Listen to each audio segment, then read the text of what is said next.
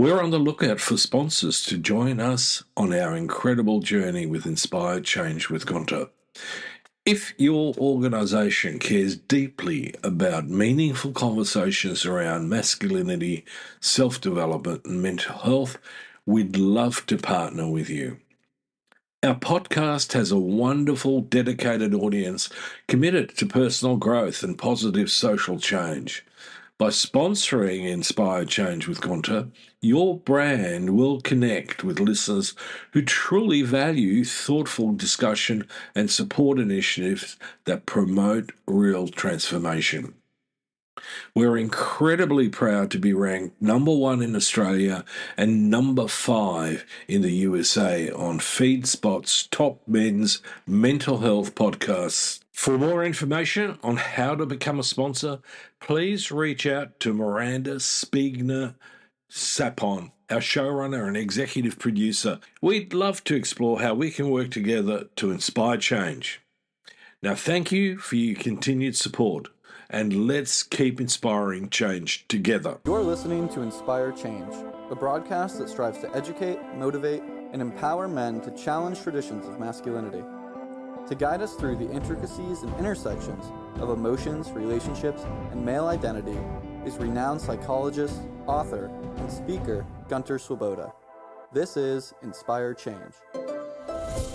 Before I begin the actual podcast, I would like to respectfully acknowledge the Gadigal people of the Eora Nation, who are the traditional custodians of the land on which I work.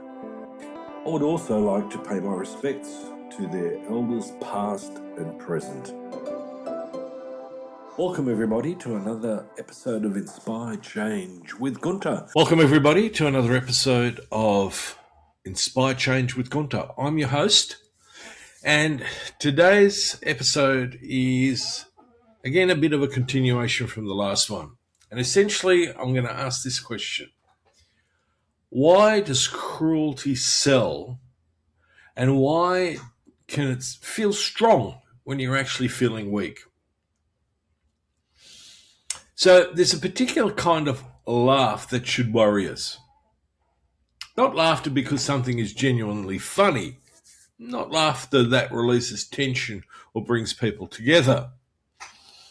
I mean laughter at someone being humiliated.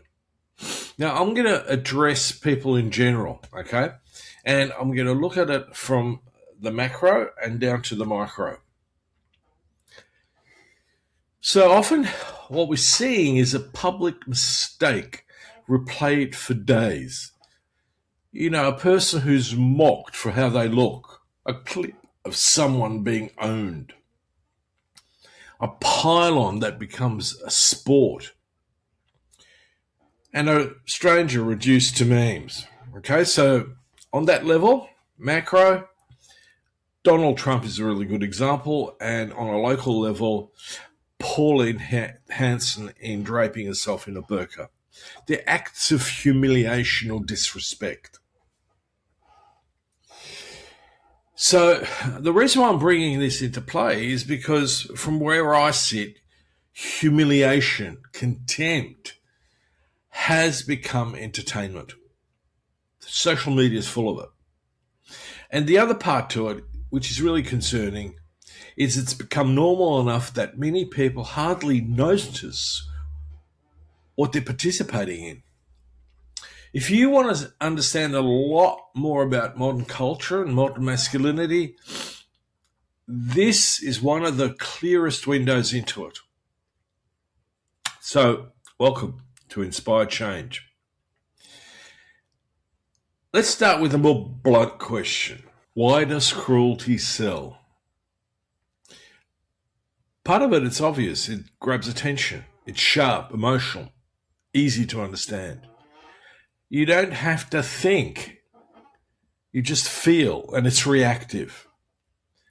But the deeper reason is psychological. Humiliation gives people a quick hit of superiority without requiring real growth. It offers a feeling of being above someone else. It offers a sense of certainty.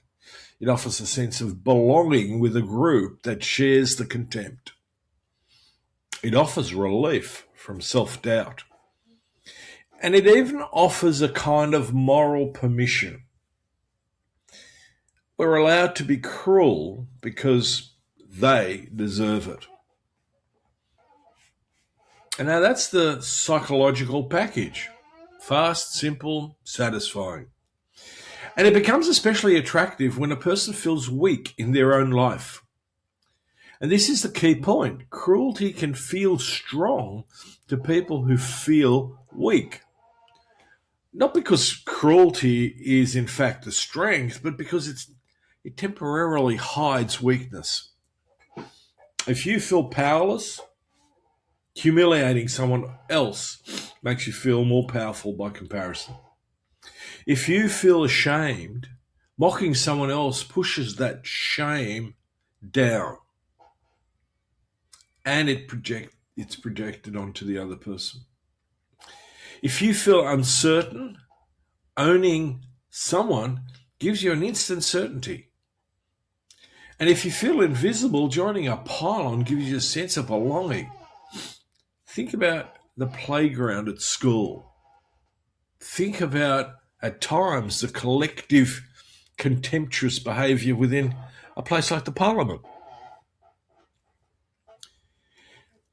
Ultimately, humiliation becomes a shortcut to a feeling you want without the work required to earn it in a healthier way.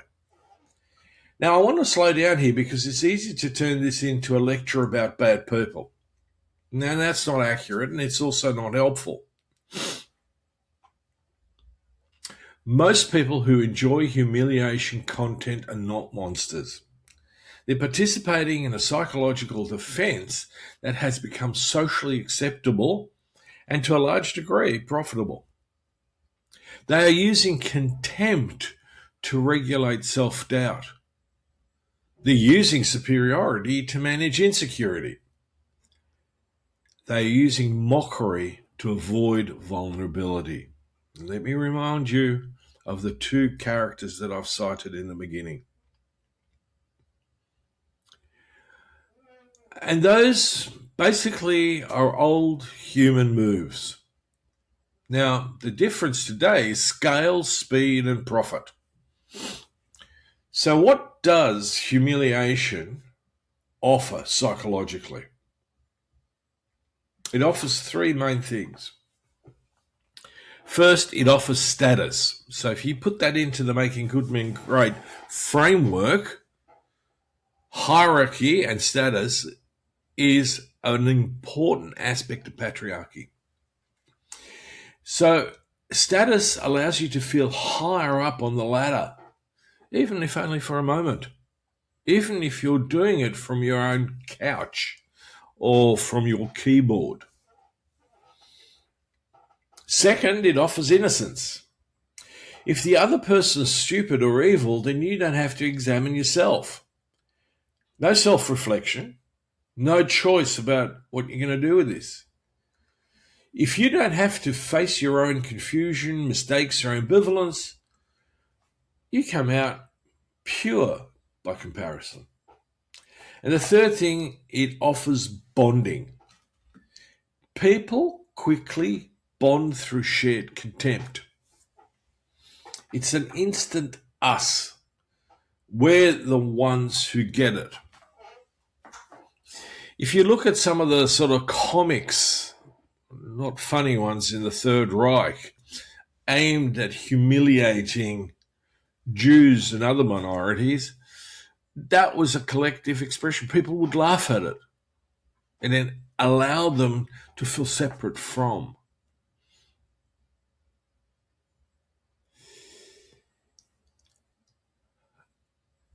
We're the ones who get it. That's what comes out of that bonding process. We're the smart ones. We're the strong ones. We're not like that person. I'm racially pure.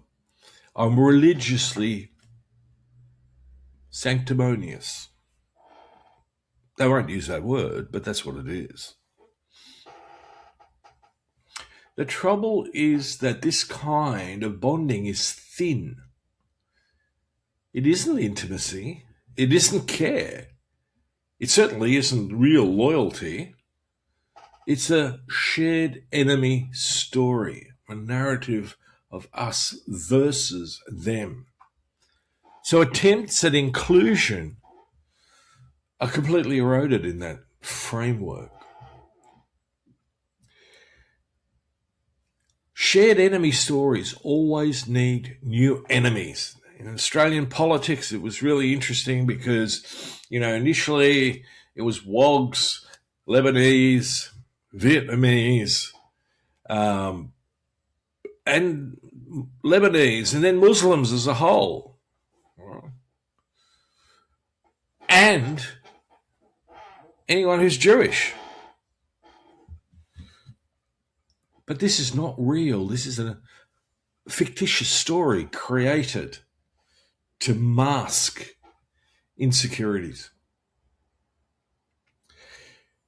Now let's bring this into masculinity more concretely. Why does humiliation show up so strongly in male-coded spaces? Because a lot of men are trained to treat vulnerability as shameful. Many men are taught explicitly or implicitly that being exposed is dangerous, that being wrong is humiliating, that being emotionally affected is weak, that being laughed at is undesirable.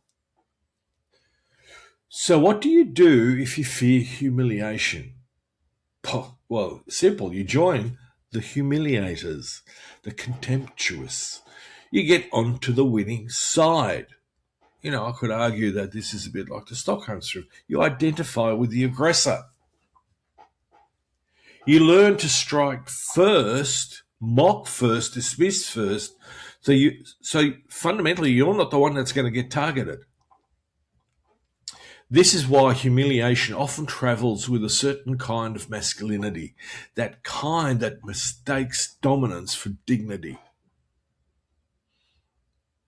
And the cost is enormous.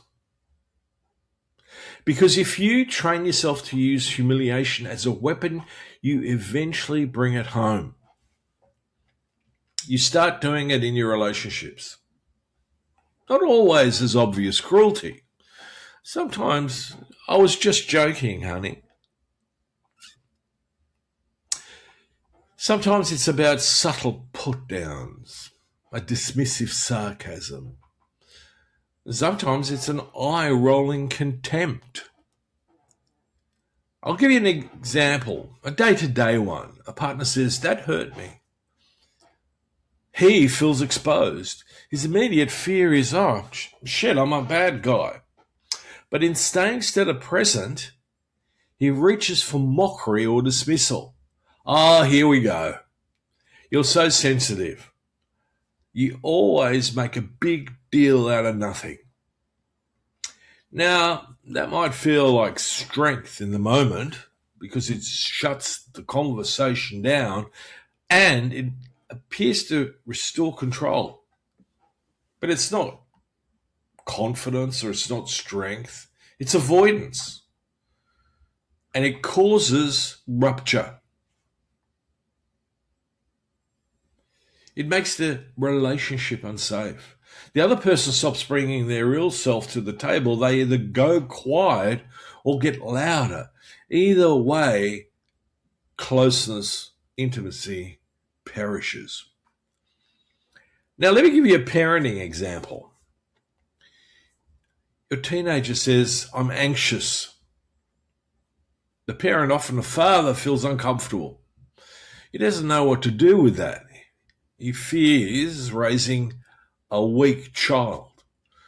So he uses humiliation as a form of tough love. Anxious about what? You've got nothing to be anxious about. Stop being so dramatic.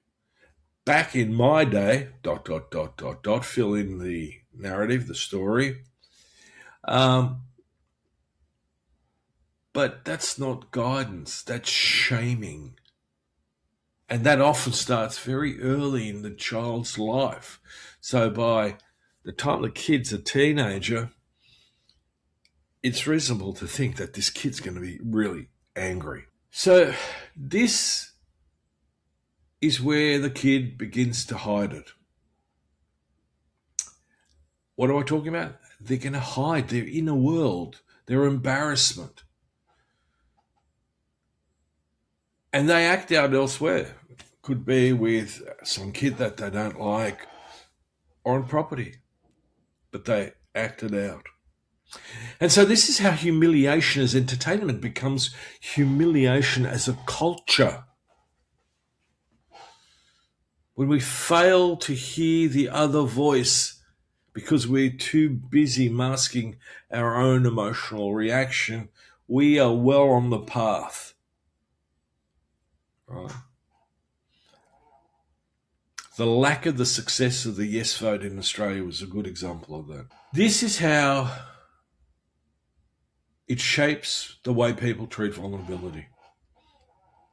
And it shapes what we believe strength to be.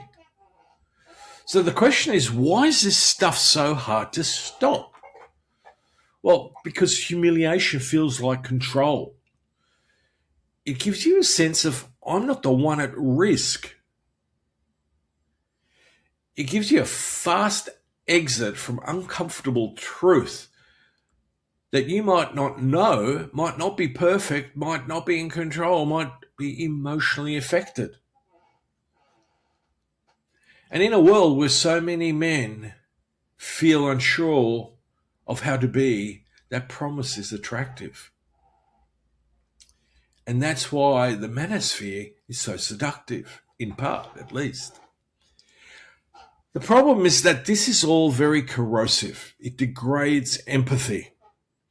It degrades relationship. It degrades the ability to have honest disagreement, and it reduces other people into objects.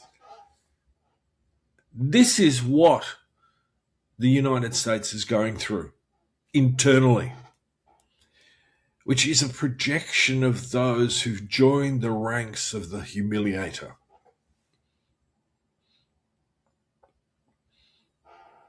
So you might now ask yourself, well, hang on a minute, it's all very well, but what's the alternative? Well, fundamentally, the alternative is not being nice all the time, not being stumm when you need to have a voice and speak out.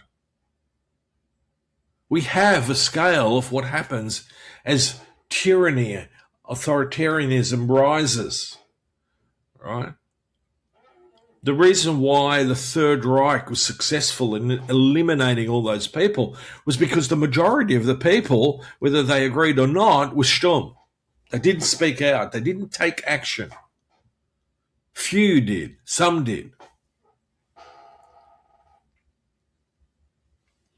The alternative is also not pretending everything is fine, or that it's just teething moments in an adjustment to a new way of thinking, being, ideology. The alternative is developing a different form of strength. And this is what I talk a lot about in Making Good Men Great. A mature strength that can handle discomfort without needing to humiliate someone else. To move from being reactive to be responsive. A mature strength can disagree without contempt. A mature strength can be direct without being cruel. A mature strength can admit error without feeling an internal sensation of collapse. Mature strength can repair after rupture.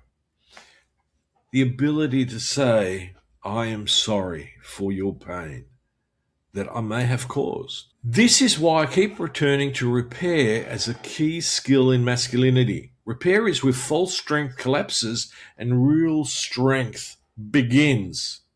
It is the beginning of the evolution. So let's get practical. How do you restrain the humiliation reflex, the reaction? You do it by making a conscious decision to bring it into self-awareness. It is intentional, not by pretending that you don't have it. Being fairly, well-educated and fairly insightful, I could have armed myself with lots of weapons to humiliate others. I've seen it before in people's rhetoric. Jordan Peterson is a good example of the capacity to do that. You end up not knowing whether you're Martha or Arthur because he's taking you around a pseudo-intellectual labyrinth of which only he knows what he's on about.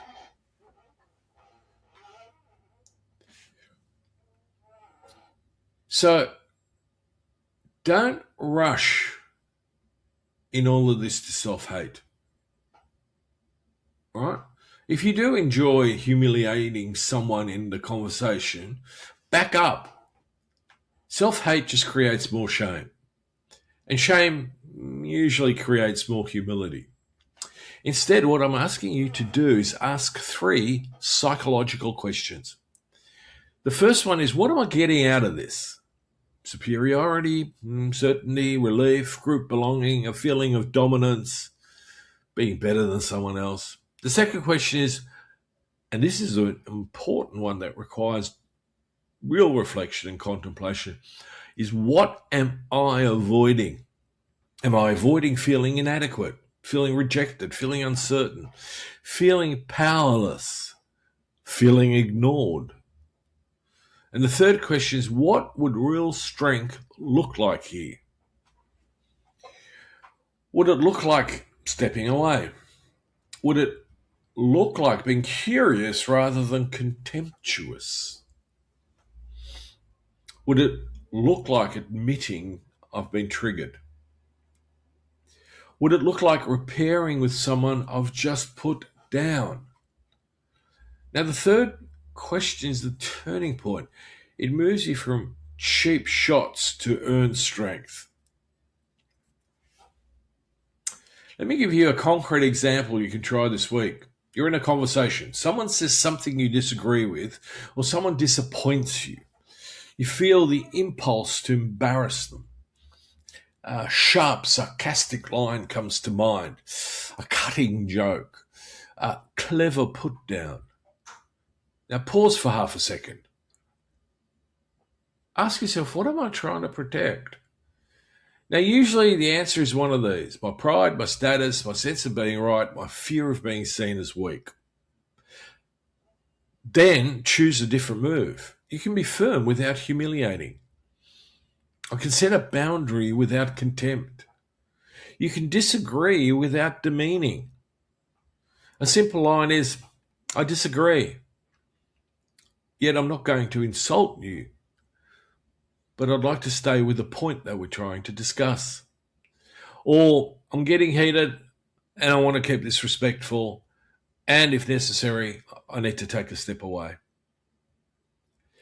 Now, if it's in a relationship, your relationship with your partner, that joke was a cheap shot. I don't want to do that. So let me try again. So you own it. You take responsibility for your reactive humiliation or sarcasm. Now, that last line is repair. That is grown-up masculinity.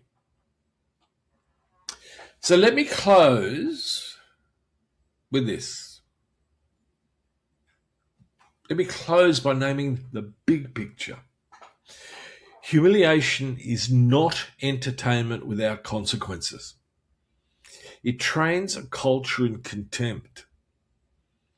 It trains men to protect themselves by making other people small, and in the extreme, hurting them or killing them.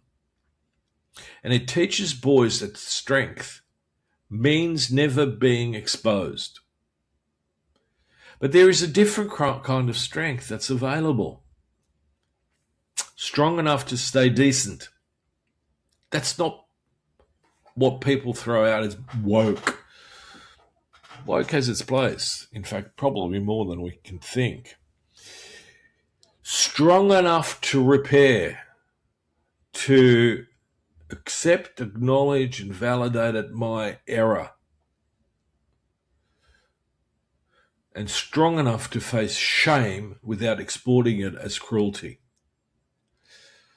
Now, if you want to practice this in a structured way, I've put together a short Patreon exercise that helps you spot the humiliation reaction or reflex. Understand what it's doing for you and build an alternative response. You'll find it at patreon.com/inspire change. And that's where we do the work. I'm Gunter. This is Inspire Change. See you next week. You know, on this show, we talk a lot about living with purpose, slowing down, paying attention, and being intentional about the choices we make every day. Because when we simplify the noise around us, we can better hear what really matters. Empathy, connection, and showing up as the best version of ourselves. That's why I'm genuinely pleased to welcome our newest sponsor, Distill Union. Their philosophy aligns beautifully with what we do here. Distill Union creates slick, thoughtfully designed essentials, wallets, key organizers, phone cases, all built with a less is more approach. Their Wally wallets, Ferris key organizers, these are everyday tools that make life easier, cleaner, and calmer. In that simplicity, there's space for clarity. There's space for change. As a thank you to our Inspire Change community, they're offering 20% off any product with the promo code Inspire Change. Have a look, try them out, and see how simplifying your day can open the door to something deeper. Visit distillunion.com and enjoy 20% off any product with the promo code Inspire Change. That's distillunion.com with promo code Inspire Change to check out. Hello and welcome. We thank you for tuning in and promoting positive social change. This makes you a part of Gunter's efforts in transforming not only men's lives, but lives in general, and we are grateful you have joined us. We wanted to give a shout out this week to our listeners in Missouri for making number 9 on our top 10 USA listeners list. Greatly in part thanks to Kansas City and Jefferson City. Congratulations! Thank you so much for your continued support. We appreciate your efforts to support positive social change. Please remember, if you want to share your story, feel free to reach out to the show directly. Please see the show notes for our contact information. As always, thank you to each and every one of our listeners, and most importantly, please keep inspiring positive social change. I, Devonna Prinzi, the co-executive producer, and our showrunner, Miranda Spigner-Sapone, sincerely thank you and ask that you please take the time to like, follow, subscribe, and share, as your efforts make a difference to everyone here at Inspire Change with Gunter. As always, thank you to each and every one of our listeners, and most importantly, please keep inspiring positive social change. Love to hear from you. And if you're interested, please check out my work on www.guntersvoboda.com or www.goodmengreat.com. Thank you for listening to Inspire Change, a broadcast that strives to educate, motivate, and empower men to challenge traditions of masculinity. For more information on the Making Good Men Great movement, or for individual or group coaching sessions with Gunter, visit goodmengreat.com.